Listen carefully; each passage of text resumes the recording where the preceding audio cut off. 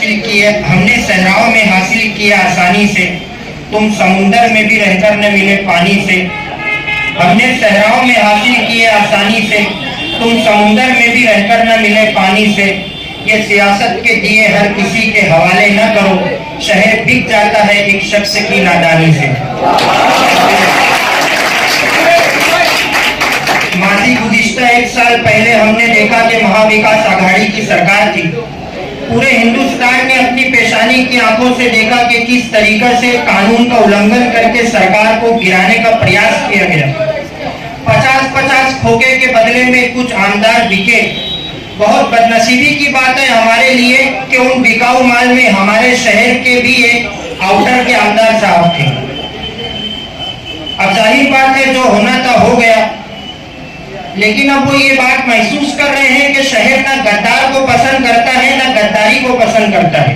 अब उनको अपने पैरों के नीचे से सियासी जमीन खसकती नजर आ रही है। अब जाहिर बात है मुझे नाम लेने में कोई कबाहत नहीं है। दादा भूसे साहब अब बीजेपी की गोद में जा करके बैठ गए हैं तो बीजेपी के चंगुल से पानी पी रहे हैं और बीजेपी की आइडियोलॉजी को फॉलो कर रहे हैं। पूरा मुल्क को जानता है कि बीजेपी की आइडियोलॉजी क्या है। इनका शुरू से फंडा रहा है ये हिंदुओं को मुसलमानों से लड़ाना, सिखों को ईसाइयों से लड़ाना। जाने कितने बच्चे यतीम होते हैं, कितनी औरतें बेवा होती है, कितने सुहाग उजड़ते हैं, कितनी मांगे वीरान होती है, कितनी चिता शमशान के अंदर आग लगा दी जाती है, कितने बुजुर्गों बाप अपने जवान बेटों की लाश को कब्रिस्तानों में मनो मिट्टी के हवाले करते हैं, तब जाकर के बीजेपी सत्ता में आती है। डॉक्टर राहत इंदौरी ने कहा था जहां भी जाओ धुआं बिछा दो, जहां भी पहुंचो धमाल कर दो। सियासत ने तुमको हक दिया है, हरी जमीनों को लाल कर दो। आज मालेगांव शहर के अंदर हम देख रहे हैं रथ यात्रा जो शिरपुर से आती है, ये पहला साल था रथ यात्रा मालेगांव क्रॉस की, ऐसा नहीं है। ये साल रथ यात्रा के अंदर किस तरीके की शरंगेजी वाले नारे लगाए गए, हालात खराब करने की कोशिश की गई। आगरा रोड के ऊपर कुछ दुकानों के ऊपर पत्थरबाजी हुई। रमजान मुबारक के महीने के अंदर रोजा इफ्तार के वक्त के अंदर डीजे बजवाया गया। तरावी के वक्त में मस्जिदों के सामने डीजे बजवाया गया। एमएसडी कॉलेज के अंदर सरकारे दो आलम सल्लल्लाहु अलैहि वसल्लम का नाम जिस बैनर के ऊपर लिखा था वो बैनर को उतार करके उसको पैरों तले रौंदा गया। रथ यात्रा जब आती है हमारे शहर के कुछ जवान उनके लिए पीने के पानी का इंतजाम करते हैं, शरबत का इंतजाम करते हैं, नाश्ते का इंतजाम करते हैं। ये होना भी चाहिए। हमारे शहर के अमन और अमान को बरकरार रखने के लिए इस तरीके के काम होना चाहिए। लेकिन उससे आगे बढ़ करके अगर मैं कहूँ तो हमारे पास एक ऐसी जमात भी है जो रथ यात्रा में डीजे में डांस भी करती है। मामूली सी शोहरत और नाम और उम्मत के लिए अपने ईमान का सौदा करना। शोहरत की भूख तुमको कहाँ लेके आ गई, तुम मोहतरम हुए भी तो ईमान बेचकर। ईद उल फित्र का मौका आया, माजी में ईद उल फित्र का मौका आया, ईद उल अजहा का मौका आया। शहर के नौजवानों की एक बहुत बड़ी तादाद शहरियान की ईद उल लश्कर वाली ईदगाह के ऊपर नमाज अदा करने के लिए जाती है। डिपार्टमेंट मौजूद होता है, बरादरान वतन मौजूद होते हैं, लोकल मीडिया और नेशनल मीडिया की नजर होती है। मुझे हैरत होती है, मिंबर रसूल है, बहुत मुकद्दस और मोहतरम जगह है। मैं आपको बताता चलूं, आज अगर नबी मौजूद होता तो नबी इस बात का हकदार होता कि वो जगह से नबी खड़े होकर के वाज और तकरीर करे। लेकिन जाहिर बात है अंबिया किराम अलैहिमुस्सलातु वस्सलाम का सिलसिला खत्म हो चुका है। हमारे नबी ने कहा ना खातमुन नबिय्यीन ला नबिय्य बादी ला उम्मती बादी, मैं आखिरी नबी हूँ, मेरे बाद कोई नबी नहीं, मेरे बाद कोई उम्मत नहीं। ये काम इस उम्मत के उलमा किराम के सुपुर्द किया गया है। शहर के आमदार मुफ्ती इस्माइल साहब मैं तसलसल के साथ देख रहा हूँ, मुझे हैरत होती है, पूरा शहर खामोश है। ईदगाह के ऊपर से ये बयान होना चाहिए था, वो जो जिस जगह पर आप खड़े थे उसका हक ये था कि आप वहां से मोहब्बत और भाईचारे का पैगाम देते, लेकिन आप अपने सियासी मुखालिफिन पर तंज कर रहे थे। मुझे इससे कोई सरोकार नहीं है कि शहर के और भी दीगर दीनी तंजीमें खामोश हैं। अमीर शहर तेरा हुक्म मान ले, लेकिन किसी फकीर की आवाज रोक लेती है, सारी दीनी तंजीमें खामोश है मगर मुझे जमीर की आवाज रोक लेती है। मेरा जमीर जिंदा है इसलिए मैं बोल रहा हूँ, मैं जिंदा हूँ इसलिए मैं बोल रहा हूँ। ये दुनिया किसी गूंगे की कहानी नहीं लिखती।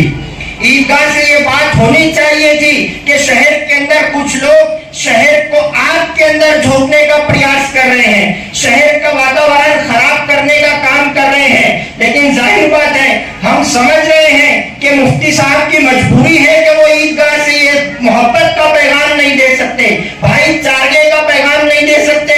आपको ईदगाह से ये बात करनी चाहिए थी। शहर के सेंट्रल और आउटर के लोगों को, हिंदुओं और मुसलमानों को यह पैगाम सुनाना चाहिए था कि शहर ने 2001 में फसाद झेला, अब शहर के अंदर इतनी हिम्मत और सकत नहीं है कि वो और मजीद फसाद झेल सके। आपको यह पैगाम सुनाना था कि फसादात से किसी का कोई हल नहीं है, फसादात सिर्फ नुकसान है। साहिर लुधियानवी ने कहा था, खून अपना हो या पराया हो, नस्ल आदम का खून है आखिर। जब मशरिक में हो के मगरिब में, अमन आलम का खून है आखिर। बम घरों पर गिरे के सरहद पर, रूह तामीर जख्म खाती है, खेत अपने जले के औरों के जिस्त फाकों से तिल मिलाती है। टैंक आगे बढ़े के पीछे हटे, कोक धरती की बांझ होती है। फतेह का जश्न हो के हार का शोक, जिंदगी में ईंटों पे रोती है।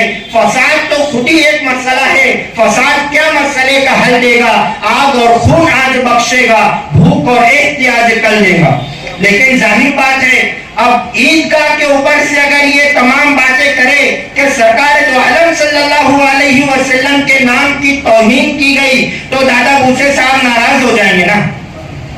और दादा भूसे साहब अगर नाराज हो गए तो दादा भूसे साहब एकनाथ शिंदे साहब के आदमी हैं, और एकनाथ शिंदे तो इनसे मोहब्बत करता है।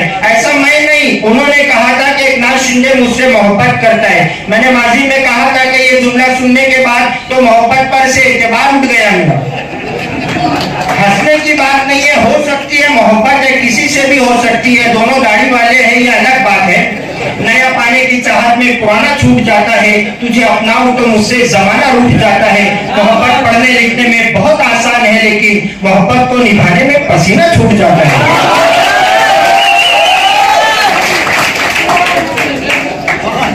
अब जाहिर बात है, अगर दादा भूसे साहब नाराज हो जाएंगे तो मुफ्ती इस्माइल साहब, हम समझ रहे हैं ना, दादा भूसे साहब नाराज हो जाएंगे तो आइंदा कॉर्पोरेशन इलेक्शन में गठबंधन करके अब्दुल्ला को मेयर बनाना है। अगर दादा भूसे साहब नाराज हो जाएंगे तो अब्दुल्ला दिल्ली में वोट डालेगा कैसे। इस तरीके के हालात शहर के अंदर चल रहे हैं। ईदगाह के ऊपर से शहरी हालात के ऊपर बात ना करते हुए पूरे हिंदुस्तानी हालात के ऊपर बात करते हैं।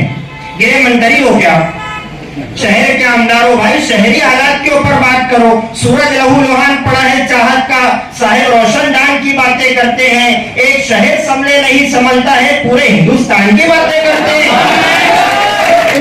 सर्कल के नाम पर शहर के अंदर क्या चल रहा है पूरा शहर देख रहा है। इस तरीके के हालात शहर के अंदर, मुझे एक बात समझ में नहीं आती।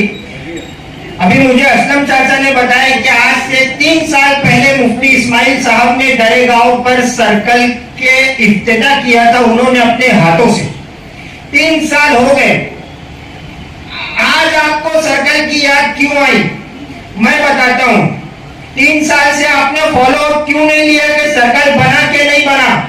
मुस्तकीम डिग्निटी ने आपके कामों में 12 टेंडर डाला, सही ना समझा? मुस्तकीम डिग्निटी ने आपकी खोला तो आप उसकी खोल रहे हैं। अगर आज भी वो आपकी नहीं खोलता तो आज भी सर्कल का विषय आवाम के सामने नहीं आता था। मतलब चोर चोर मोसेरे भाई, एक हमाम में दोनों नंगे, तू मेरा सतर छुपा मैं तेरा सतर छुपाता। अब मुझे समझ में आया कि असेंबली के अंदर आपने हीरापुरे के अंदर जो कब्रिस्तान की जगह कॉर्पोरेशन ने रिजर्व की है, वो मुद्दा आपने असेंबली में क्यों नहीं उठाया? क्योंकि अभी उसने तुम्हारी नहीं खोला ना। अब आइंदा आगे चल करके अगर वो तुम्हारी खोलेगा फिर तुम उसकी खोलेंगे। मोहम्मदाबाद के अंदर इन्होंने कहा कि शहर जब काम लेना होता है तो लोग चक्कर पे चक्कर काटते हैं, और जब काम निकल जाता है तो शुक्रिया भी नहीं अदा करते। हम मुसलमान हैं, कुरान ने कहा है लइन शकरतुम लअज़ीदन्नकुम व लइन कफरतुम इन्न अज़ाबी लशदीद। हमारी दी हुई नेमतों पर शुक्रगुजारी करोगे तो हम मजीद इजाफा करेंगे। मुफ्ती इस्माइल साहब, हम शुक्र सिर्फ अल्लाह का अदा करते हैं, और आप अगर ये बात कहते हो कि मेरा शुक्रिया अदा करो, तो आप जन्नत में जाने के लिए आमदार बने हो क्या? अपने घर से काम कर रहे हो क्या? तनख्वाह नहीं मिलती है क्या? अली अकबर हॉस्पिटल के सामने असेंबली का आखिरी जलसा था, बैरिस्टर असदुद्दीन ओवैसी साहब आए थे। मुझे अच्छी से याद है, आपने वहां पर दामन पसार करके रो करके लोगों से वोट की भीख मांगी थी। वोट लेना हो तो आप रो करके वोट मांगते हो, और जब चुन करके आ जाते हो तो कहते हो मेरा शुक्रिया अदा करो। वक्त यार की पहलू निकाल लेता है, मैं कुछ कहूं तो तराजू निकाल लेता है। मैं इसलिए भी तेरे फन की कद्र करता हूं, तू झूठ बोलकर आंसू निकाल लेता है। आप कह रहे हो कि मेरा शुक्रिया नहीं अदा किए। स्कूल के 2 कमरों का भी झूठ सामने आ गया, सर्कल का भी झूठ सामने आ गया है। माजी में शेख रशीद साहब ने कहा था, अभी एक दिन पहले शेख रशीद साहब ने प्रेस कॉन्फ्रेंस ली। शेख रशीद साहब ने कहा था ये मुंह खोलते हैं तो झूठ बोलते हैं, और शहर के सामने आ गया। 2 कमरे का सच भी शहर के सामने आ गया, सर्कल का सच भी शहर के सामने आ गया। लेकिन मुफ्ती साहब, आप हमारे ऊपर इल्जाम लगाते हो कि हम झूठ बोलते हैं। शेख आसिफ झूठ बोलता है, शेख रशीद साहब झूठ बोलता है, हम झूठ नहीं बोलते हैं। हम क्या बोलते हैं वो सुनिए। मेरा ज़मीर मेरा एतबार बोलता है, मेरी जुबान से परवरदिगार बोलता है। कुछ और काम तो जैसे तुम्हें आता ही नहीं, तुम झूठ भी बहुत शानदार बोलता है। हर इलेक्शन में आप नया बिलू नया राज करते हो। अभी एजाज उमर साहब बता रहे थे कि एक वक्त उन्होंने कहा था कि एनसीपी को वोट देना हराम है, उसके बाद एनसीपी से टिकट लेकर के इलेक्शन लड़ लिए। जब एनसीपी में थे तो मुफ्ती साहब ने कहा था और हैदराबाद के एमआईएम के ताल्लुक से कि इनके पुरखों ने बीजेपी की दलाली की है। अब अगर वो सही में बीजेपी के दलाल हैं तो आपने उनके हाथ क्यों मजबूत किए? उनकी पार्टी से टिकट लेकर के विधानसभा में क्यों गए? अगर ये बात सही है कि वो बीजेपी के दलाल हैं तो आपने बीजेपी के दलालों से टिकट क्यों लिया? अगर ये बात गलत है कि वो बीजेपी के दलाल नहीं है, मतलब आप शहर के नौजवानों को जमा करके झूठ फसाद और ऊट पटांग बात करते हो। अपने हिसाब से आप काम करते हो, हर मौसम में फतवे जारी करते हो। कभी कहते हो एनसीपी को वोट देना हराम है, सबको रुस्वा बारी बारी किया करो, हर मौसम में फतवे जारी किया करो, रोज जिंदा रहने की वही ख्वाहिश, मरने की भी कुछ तैयारी किया करो।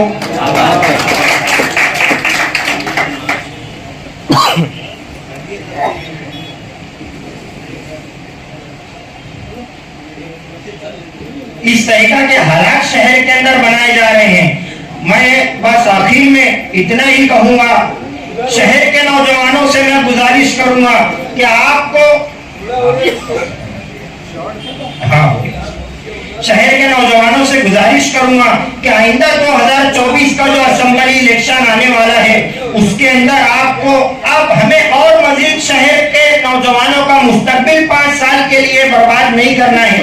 अब आने वाले इलेक्शन के अंदर हमें शेख आसिफ साहब के हाथ मजबूत करना है, और इंशाअल्लाह अल्लाह की जात से उम्मीद है हम जीतेंगे, इंशाअल्लाह हमें फतेह हासिल होंगी।